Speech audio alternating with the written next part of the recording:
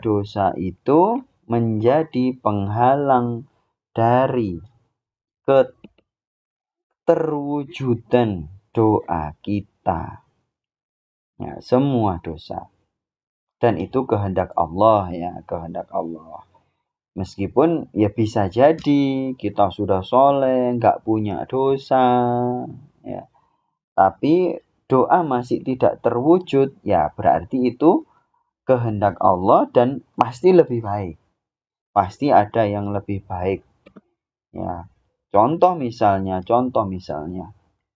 Zaman dahulu itu ada yang namanya sahabat Nabi, itu bernama Imran bin Husain. Silakan dicatat bagi yang belum pernah tahu. Imran bin Husain. Beliau itu selama kurang lebih 20 tahun, kalau tidak salah. Nanti silakan di cross check lagi ya di kitab-kitab klasik. Beliau itu salah satu bestinya Rasulullah. Mengalami lumpuh selama 20 tahun.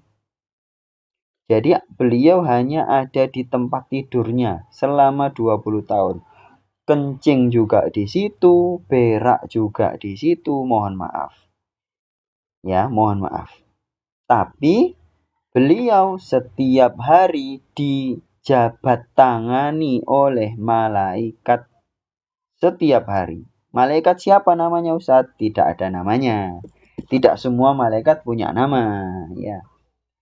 Ya, karena juga nggak perlu bikin akun TikTok para malaikat itu ya. Ya, nggak perlu punya KTP juga gitu. Jadi nggak usah nama.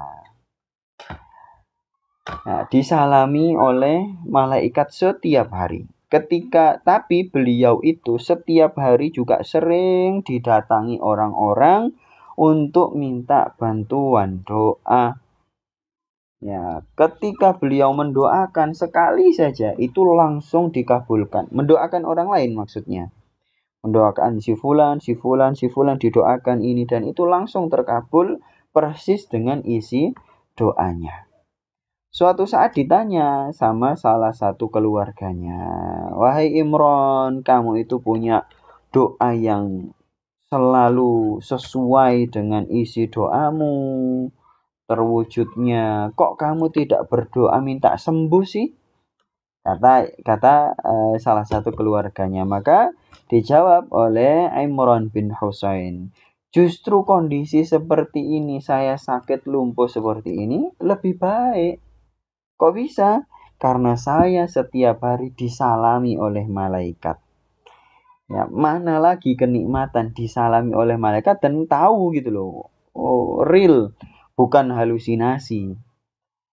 Real disalami oleh malaikat dan itu divalidasi oleh Rasulullah. Benar, beliau itu didatangi oleh malaikat setiap hari. Ya, maka beliau tidak mau berdoa untuk disembuhkan dari kondisinya yang seperti itu. Ya. Nah, Ustadz kan malah merepotkan keluarganya. Ya, rasa repot atau tidak itu kan ya terserah masing-masing. Kan kita nggak tahu keluarganya merasa repot atau enggak. Berapa banyak kita dengar cerita seorang anak yang berbakti kepada orang tuanya, ya sampai orang tuanya itu menjelang wafat itu kan ya susah kita punya orang tua. Kita harus ngerawat, harus nyebokin, harus bersihin giginya, harus bersihin rambutnya, ya enggak? Mungkin adik-adik belum terbayang itu, karena orang tuanya masih sehat ya. Ya, makanya harus siap nanti jadi anak, kalau berbuat baik kepada orang tua, berbuat baik kepada mertua, dalam kondisi mertua atau orang tuanya itu masih sehat sih enak, gampang gitu ya. Tapi kalau sudah sakit, wow itu susah adik-adik ya. Nah, keluarganya Imran bin Husain tidak merasa susah, justru merasa beruntung punya punya orang tua yang doanya itu selalu diwujudkan oleh Allah.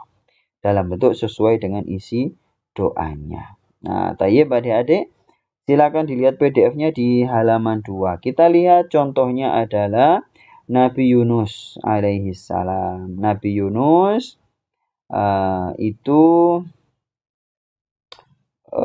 punya doa yang luar biasa. Tapi beliau kan tetap menjalani ujian hidup kan, yaitu dimakan oleh ikan paus. Ya, dimakan oleh ikan paus. Tapi beliau tetap bisa selamat dari situasi itu, walaupun harus menjalani ujian dulu. Da'watu dhinnuni idda'ahu wa huwa fi batnil huti lam yad'u biha rajulun muslimun fi syai'in qattu illa istajaballahu lahu. Ya.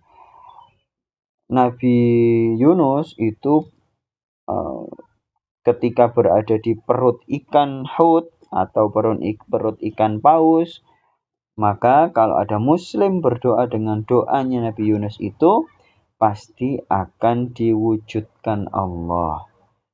Ya, sesuai dengan isi doanya. Bagaimana doanya? Ayat yang ada di atasnya itu dibaca. Wa dhannuni idh dhahaba mughadiban fa dhanna an lan naqdira. Mohon maaf, ini kok ada Al-Qur'an salah harokat ya. Ini Ustadz berarti kopas dari Google ini. Ini Ustadz belum ngoreksi ya. Allan naqdira ini harusnya. Allan naqdira alaihi fanada fi dhulumati alla ilaha illa anta subhanaka inni kuntu minadh dhalimin. Tayyib, itu Nabi Yunus ya. Jadi tetap mengalami ujian hidup, tapi juga segera ada keselamatan. Ya.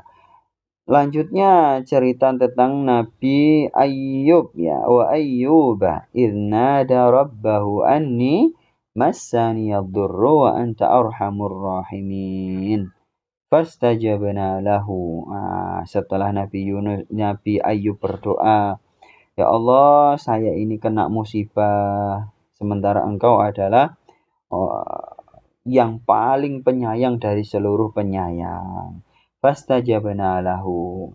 Maka Allah wujudkan apa yang diinginkannya. Tapi ini juga butuh waktu. Nabi Ayyub menjalani sakit itu. Butuh waktu. Tidak ajaib bim salah bim. Ya.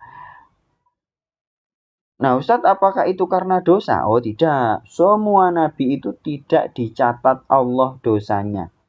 Sekali lagi, semua nabi itu tidak dicatat Allah dosanya. Makanya itu disebut dengan maksum.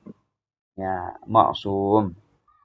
Ya. Nah, kita kalau sudah dicintai oleh Allah, itu juga bisa jadi ada momen-momen kita berbuat dosa, tapi tidak dianggap Allah sebagai dosa.